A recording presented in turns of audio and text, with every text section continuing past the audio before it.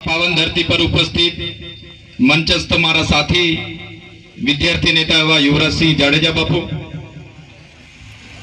साथे नर्मदा जिला आम आदमी पार्टी प्रमुख निरंजन भाई, छोटाउदेपुर जिला पार्टी प्रमुख राधिकाबेन राठवा, साथे अपना विस्तारना आगेवान एवं विक्रम भाई तड़वी, साथे तालुका पंचायतना सभ्य एवं पंकज भाई, આપણે જ્યાં બેઠા છે પંચાયતના પ્રથમ નાગરિક અને સરપંચ એવા નટુભાઈ, સરપંચ શ્રી રમેશભાઈ, જેર પંચાયતના સરપંચ શ્રી ચીમનભાઈ, તેમજ મંચસ્થ ઉપસ્થિત તમામ આગેવાનો, સરપંચો, ગ્રામ પંચાયતના સભ્ય, પૂર્વ સરપંચ અને તમામ વડીલો, માતા બહેનો, યુવાનો, સંતો, મહંતો, પ્રેસ મીડિયાના મિત્રો, પોલીસ મિત્રો અને તમામ લોકોને चैतर वसावाना सेवा जोहार करू छू, नमन करू छू અને બધાને આભાર માનું છું।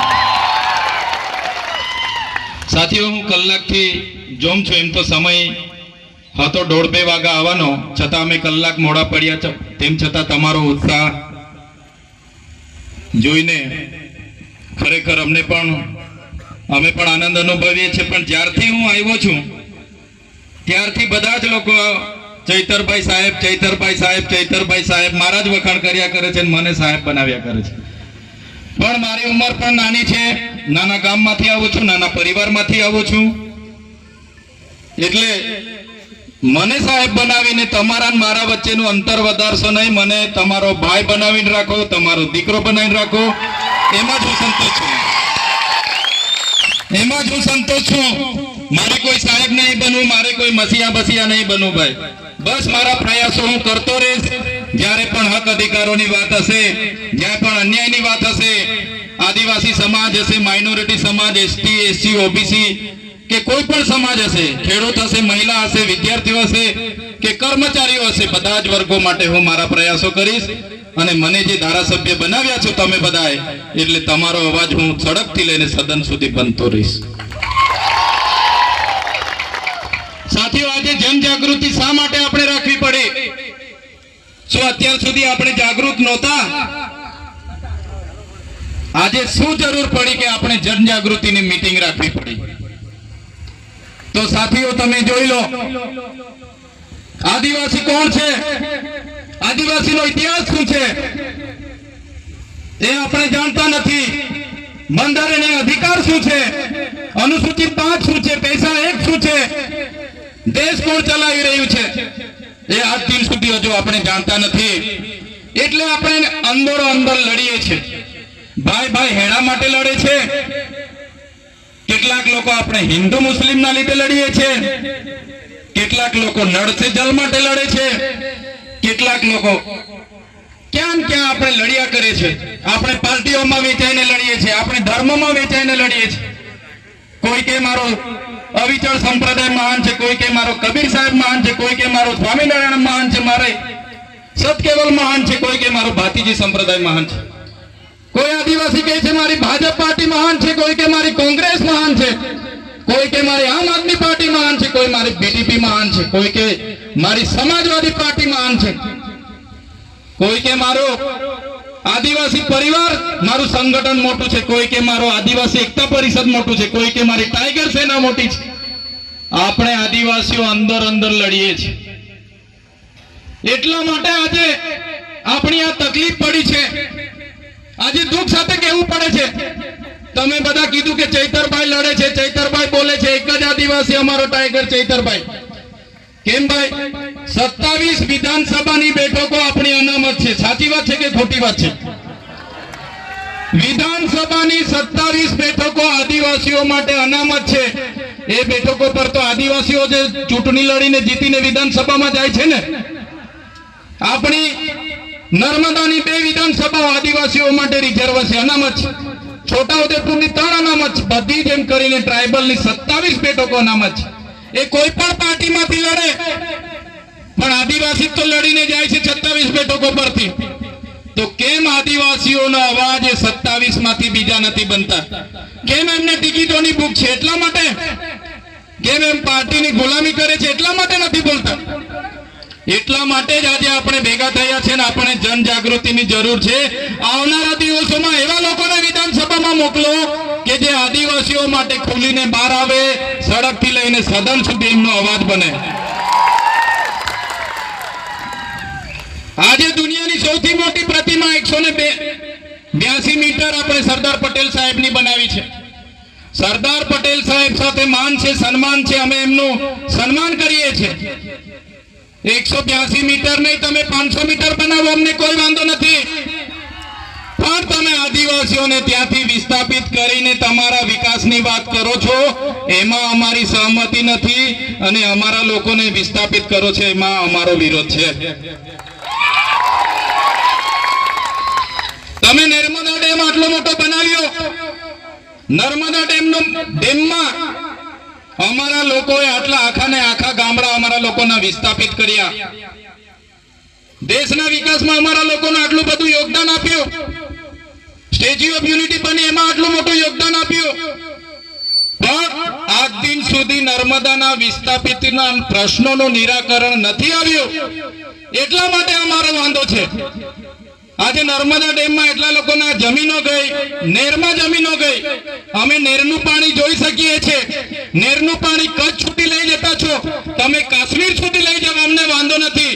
તમે કાશ્મીર સુધી લઈ જાવ, અમને વાંધો નથી. પણ જે લોકોએ નર્મદા ડેમમાં જમીનો આપ્યા છે એ આજે પણ પાણીથી તરસે છે. એમને કેમ પાણી નથી આપવામાં આવતું? એના માટે આજે આ જનસંમતિ છે, અને માટે આપણે ભેગા થવું પડશે. સરકારોને પણ કહેવા માંગીએ છીએ, આ નર્મદા ડેમમાં અમારા લોકોનું યોગદાન છે. જો અમારા લોકોને નર્મદાનું પાણી આવનારા દિવસોમાં નહીં મળશે તો આ જાહેર મંચ પરથી કહેવા માંગીએ છીએ, જો અમારા લોકોને નર્મદા ડેમનું સિંચાઈનું પાણી નહીં આપવામાં આવશે, આવનારા દિવસોમાં નર્મદા કેનાલ પણ અમે બંધ કરાવી દઈશું. દુનિયાની સૌથી મોટી પ્રતિમા અહીંયા તમે મૂકી દીધી છે. અમે સન્માન કરીએ છીએ, પર્યટકો આવે, પ્રવાસીઓ આવે, બે પૈસા વાપરે, પણ અમારા લોકોને કેમ રોજગારી આપવામાં નથી આવતી?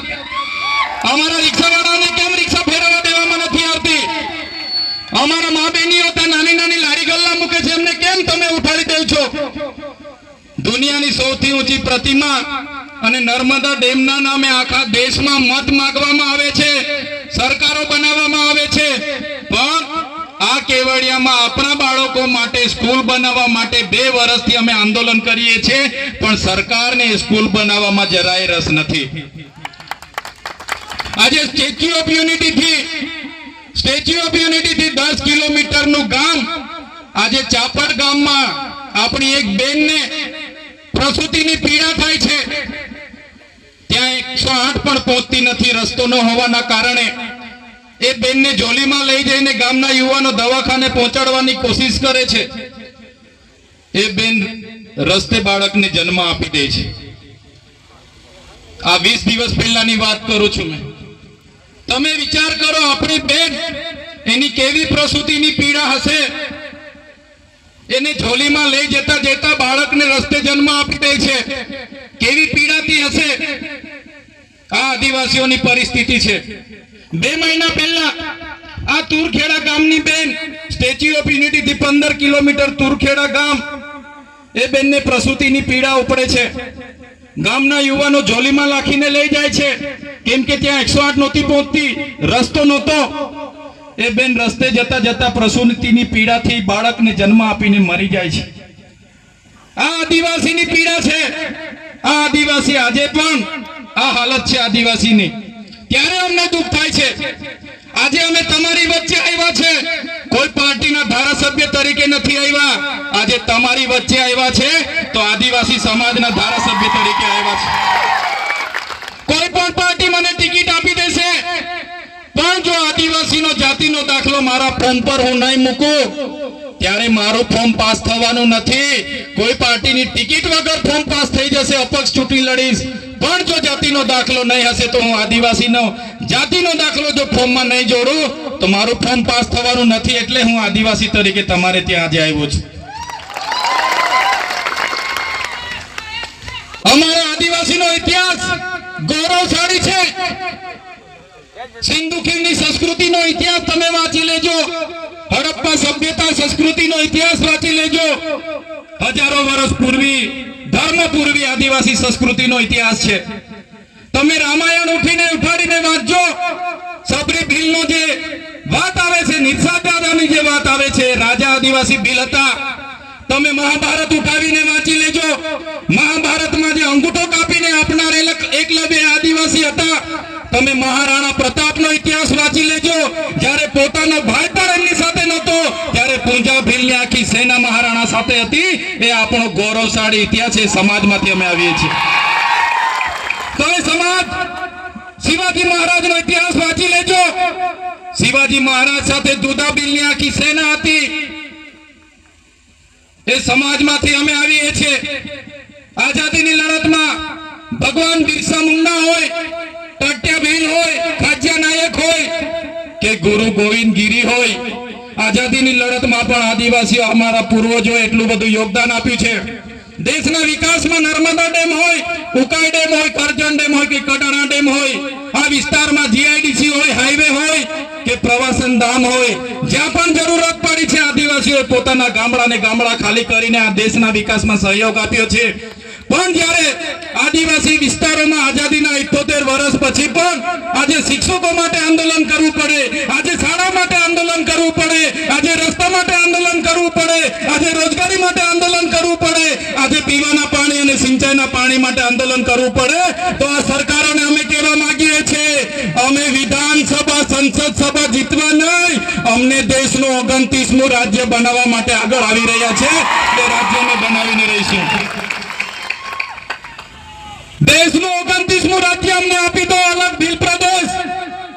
જે રીતે તેલુગુ લોકોને તેલંગાણા મળ્યું, તમિલ લોકોને તમિલનાડુ મળ્યું, મરાઠાઓને મહારાષ્ટ્ર મળ્યું, ગુજરાતીઓને ગુજરાત મળ્યું, જે રીતે પંજાબીઓને પંજાબ મળ્યું, નાગા લોકોને નાગાલેન્ડ મળ્યું, ઝારખંડીઓને ઝારખંડ મળ્યું, એ જ રીતે આદિવાસી ભીલોને અલગ ભીલ પ્રદેશ આપી દો, અમે અમારો વિકાસ કરી લઈશું. જે રીતે 1997માં ભરૂચમાંથી નર્મદા છૂટું પડ્યું, આજે જિલ્લાનું હેડક્વાર્ટર રાજપીપળા આવ્યું, તો આપણે બધા નર્મદા વાળાને ફાયદો થયો કે નહીં થયો? આજે વડોદરામાંથી છોટાઉદેપુર છૂટું પડ્યું, છોટાઉદેપુર વાળાને ફાયદો થયો કે નહીં થયો? એ જ રીતે દેશનું 29મું રાજ્ય ભીલ પ્રદેશ રાજ્ય અમને આપી દો, એની રાજધાની અમે કેવડિયા બનાવીશું ને આદિવાસીઓનો વિકાસ કરી લઈશું. આજે અમેરિકામાં આપણા કરતા ઓછી વસ્તી છે, છતાં 50 રાજ્ય છે. ત્યારે ભૂતકાળનો આપણો જે ભીલ પ્રદેશ હતો, તેમાંથી આજે અંબાજીથી ઉમરગામના 14 જિલ્લા, આજે રાજસ્થાનમાં ઉદયપુર, બાંસવાડા, ડુંગરપુર, પ્રતાપગઢ, સિરોહીના 12 જિલ્લા, આજે મધ્યપ્રદેશના અલીરાજપુર, જાંબુઆ, પાલના 14 જિલ્લા, મહારાષ્ટ્રના નંદુરબાર, પાલઘર, સાકરી, નાસિકના આજે 12 જિલ્લા, 49 જિલ્લાનો અમારો ભીલ પ્રદેશ હતો. એ ભીલ પ્રદેશ આજે પણ અમે અમારો રોટી બેટીનો વ્યવહાર એકબીજા સાથે કરીએ છીએ.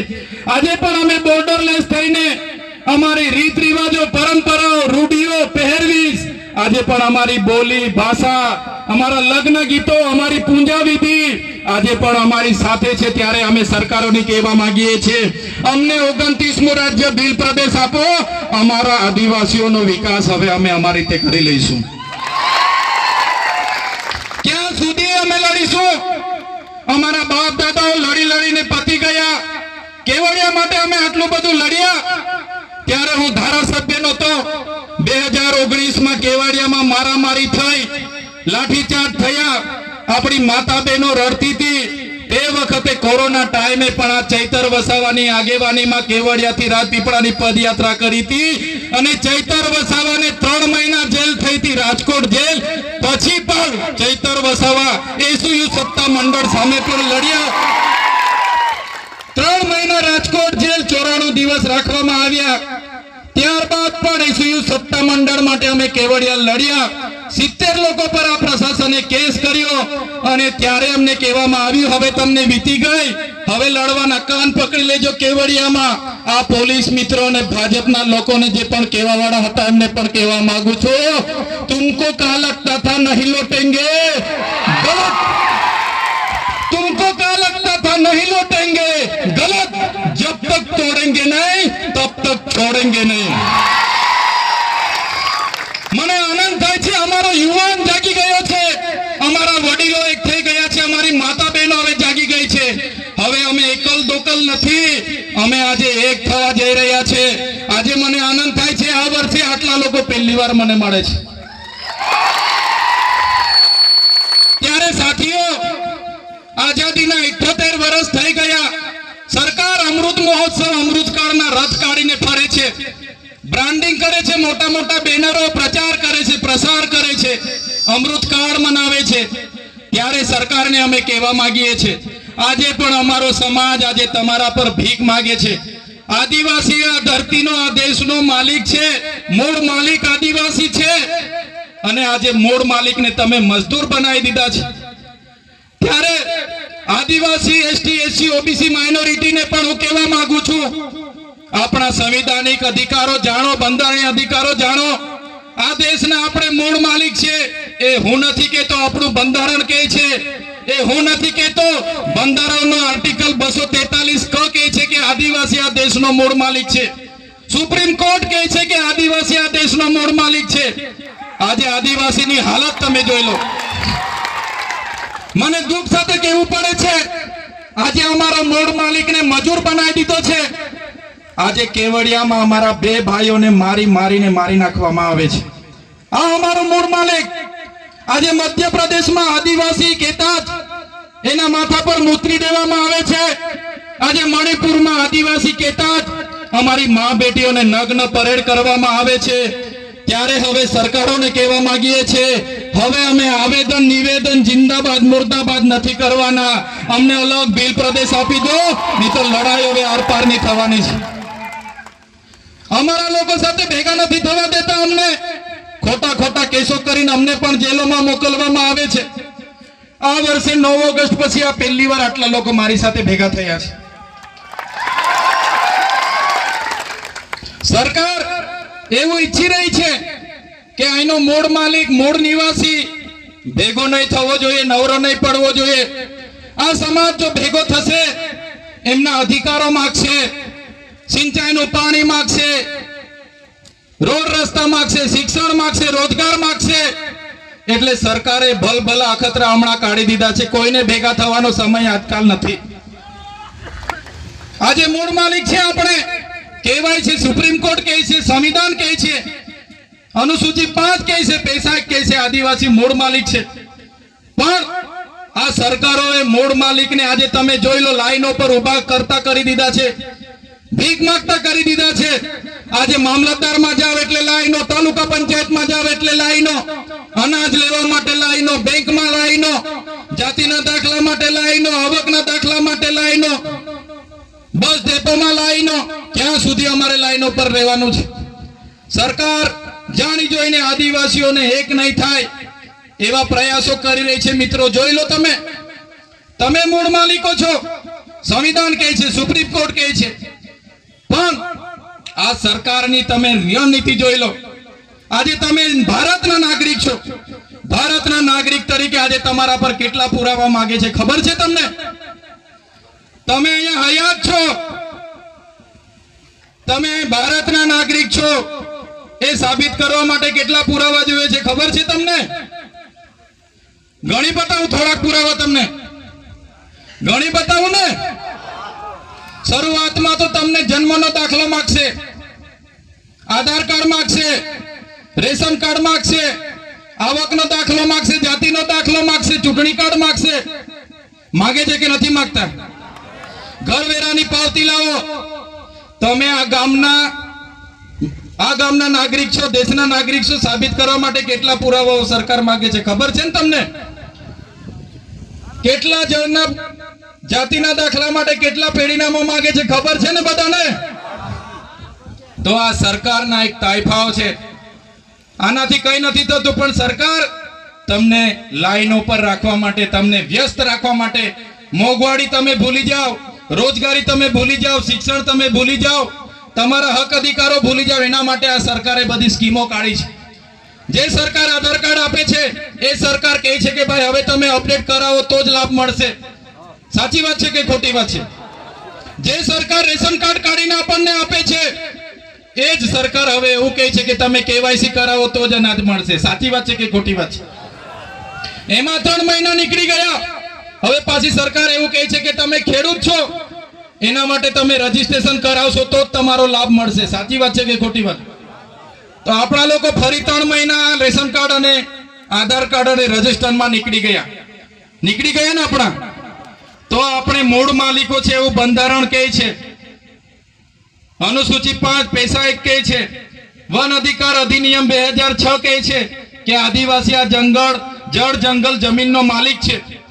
છતાં આપણે આ ઝેર ગામના, આ અંબા ગામના, આ લીમખેતર ગામના માલિક છે, આ દેશના નાગરિક છે સાબિત કરવા માટે શરૂઆતમાં તો આપણી પર જન્મનો દાખલો માંગે, પછી આધાર કાર્ડ માંગે, સ્કૂલની સર્ટી માંગે, રેશન કાર્ડ માંગે, ચૂંટણી કાર્ડ માંગે, આવકનો દાખલો માંગે, ઘરની વેરા પાવતી માંગે, આકારણી પત્રક માંગે છે ને, પછી બીપીએલ કાર્ડ માંગે, ચૂંટણી કાર્ડ માંગે, પાન કાર્ડ માંગે છે કે નથી માંગતા?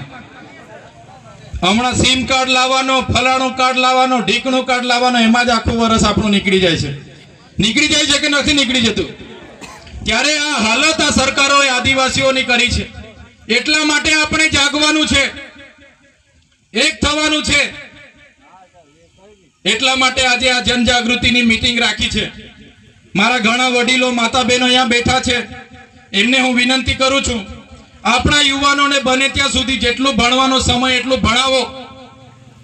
પછીનો સમય કેવો આવશે, શું આવશે, એનો કોઈ પત્તો નથી, પુરાવો નથી.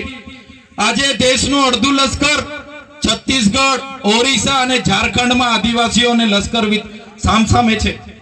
દેશનું અડધું લશ્કર બોર્ડર પર છે, અડધું લશ્કર ઝારખંડ, ઓડિશા અને છત્તીસગઢમાં આદિવાસીઓ સામે છે. આવનારા દિવસોમાં પણ આ વિસ્તારમાં નવા પ્રોજેક્ટો આવે છે.